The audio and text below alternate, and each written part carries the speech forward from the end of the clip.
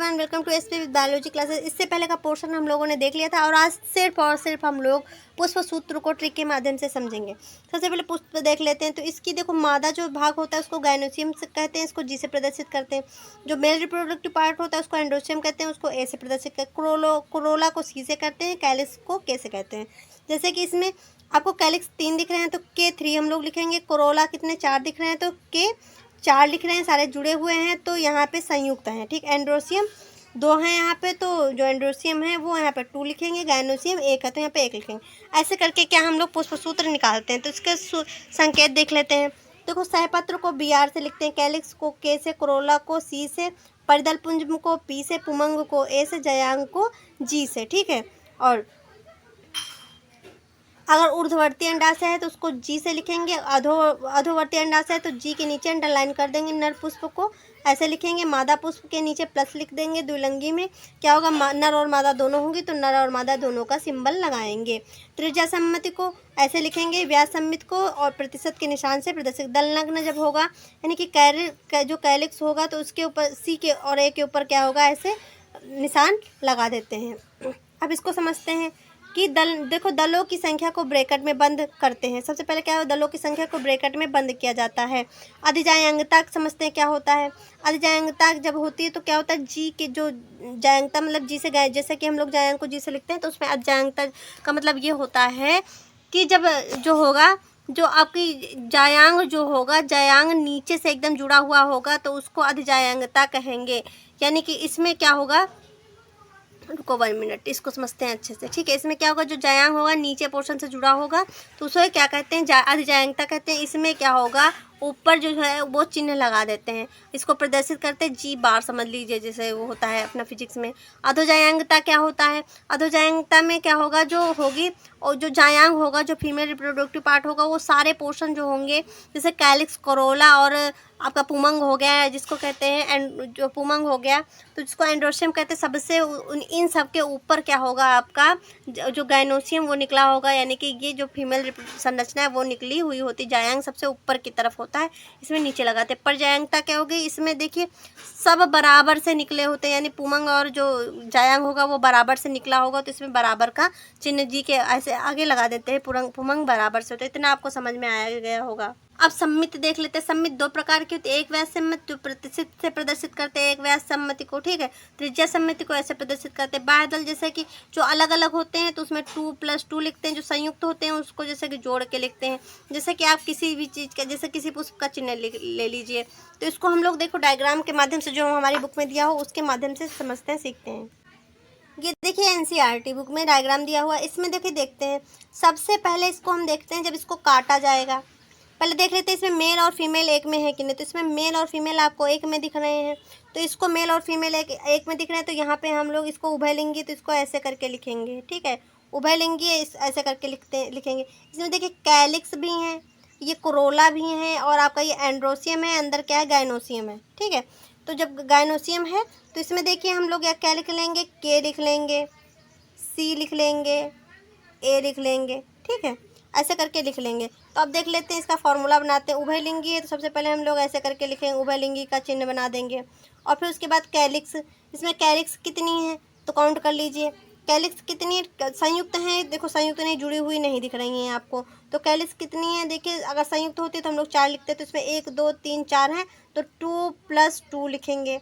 ठीक, आप कोरोला कितने हैं, कोरोला देख रहे हैं आपके कितने हैं, तो यहाँ पे कोरोला आपको 4 दिख रहे हैं। 4 कैसे दिख रहे हैं, संयुक्त में दिख रहे हैं तो 4 लिखेंगे।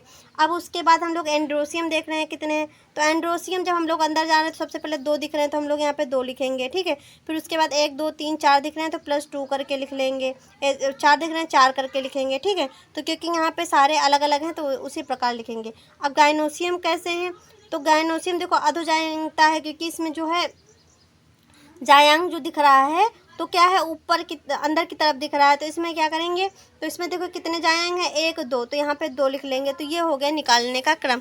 अब हम उसके बाद अपनी बुक में देख लेते हैं और क्या दिया हुआ है।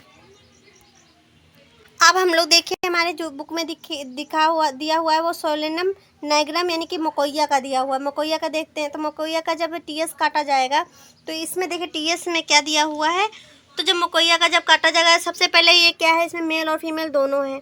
ठीक है, ये मेल हो गया और फीमेल में देखो मेल फीमेल दोनों हैं।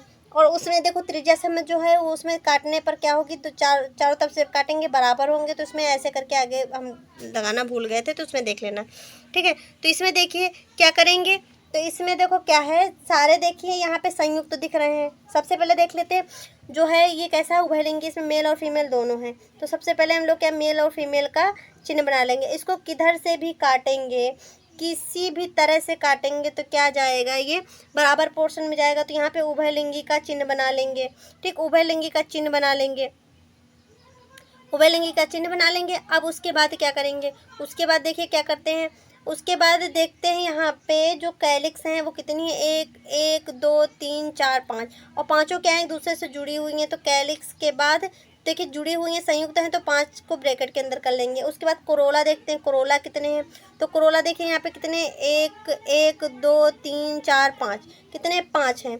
तो ये किसके क्रम में है, किसके क्रम में है आपको बताया था, तो देखेंगे आप किसके क्रम में है। तो यहाँ पे आपने जैसे देखा था ऐसे करके था ना जो हम लोगों ने देखा था, ठीक है, ऐसे करके था ना जो हम लोगों ने देखा था, उसमें फिर ऐसे करके बना था, ऐसे करके फिर लास्ट में क्या एक बना हुआ था, ठीक है, फिर लास्ट में सॉरी 2 बने हुए थे ऐसे करके। तो इसमें उस प्रकार का दिया हुआ है। तो यहाँ पे तो दो ये क्या थे, जुड़े हुए थे, और बाकी क्या थे, ओपन थे। तो इसमें क्या लिखें, 1 + 2 और +2 जो है वो संयुक्त में है, ठीक है, ऐसे करेंगे।